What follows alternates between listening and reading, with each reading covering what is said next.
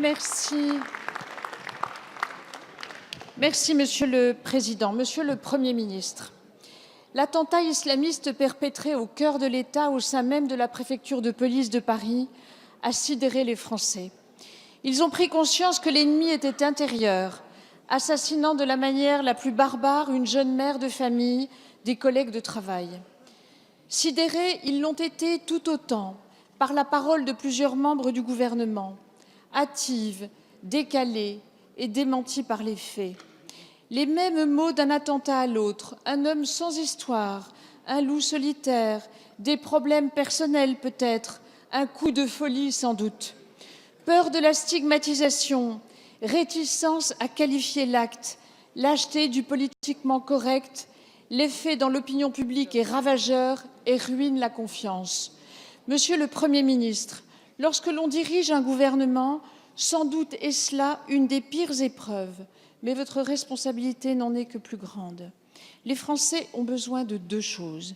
Avoir confiance dans la parole publique. La confiance ne se décrète pas. Elle scelle pourtant les liens républicains qui font d'une multitude une nation capable de combattre pour éviter le pire. Ils ont besoin de sécurité. Aujourd'hui, ils se sentent menacés et doutent de la capacité de leurs dirigeants à les protéger. Ce matin, nous étions dans l'hommage solennel et déchirant à nos 4 policiers. Il faut maintenant être dans le combat lucide, déterminé, sans faiblesse. Monsieur le Premier ministre, avez-vous pris la mesure de la défiance des Français et comment entendez-vous y répondre? Merci, Madame la députée. La parole est à Monsieur Christophe Castaner, ministre de l'Intérieur. Merci, Monsieur le Président, Mesdames, Messieurs les députés, Madame la députée. Ce qui s'est passé jeudi à la préfecture de police est évidemment un des moments les plus graves, les plus difficiles que j'ai eu, comme ministre de l'Intérieur, la responsabilité d'accompagner. Quelques minutes après les faits, je me suis rendu sur place. Quelques minutes après les faits, j'ai rencontré les collègues de travail, j'ai rencontré la hiérarchie. Quelques minutes après les faits, j'ai accueilli le Premier ministre, le Président de la République avec Laurent Nunez pour apporter notre soutien total.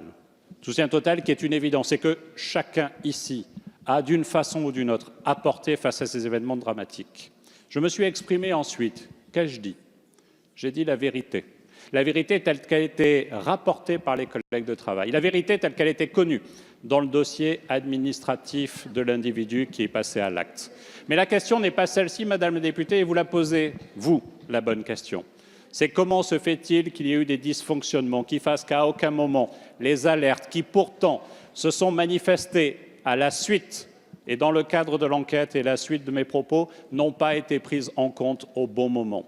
Et c'est la raison pour laquelle, et le Premier ministre l'a rappelé, nous devons faire en sorte à la fois de comprendre précisément ce qui s'est passé au sein de la préfecture de police. Et c'est la première mission qui a été confiée pour faire en sorte que nous puissions déterminer ce qui n'a pas marché, ce qui n'a pas été déclenché et quels sont les dispositifs qui auraient pu empêcher ce drame. Et puis la deuxième mission qui a été confiée à l'inspection du renseignement, c'est de faire en sorte qu'il y ait une revue de détail précise de l'ensemble de nos dispositifs de renseignement et une sensibilisation extrême de l'ensemble des acteurs du renseignement pour qu'aucun signalement ne fasse pas l'objet d'une enquête précise pour empêcher que cela se reproduise. Et dès hier matin, j'ai donné des instructions précises à l'ensemble des forces en charge de ces dossiers-là pour que tous les signalements soient systématiquement faits et que nous puissions enquêter en détail sur chacun d'entre eux.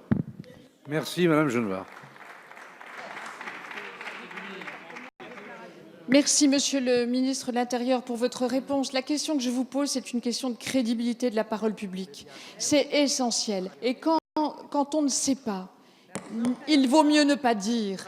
Il vaut mieux ne pas dire et ne pas courir le risque de décrédibiliser la parole publique. C'est ça le sujet, Monsieur le ministre. Madame la députée.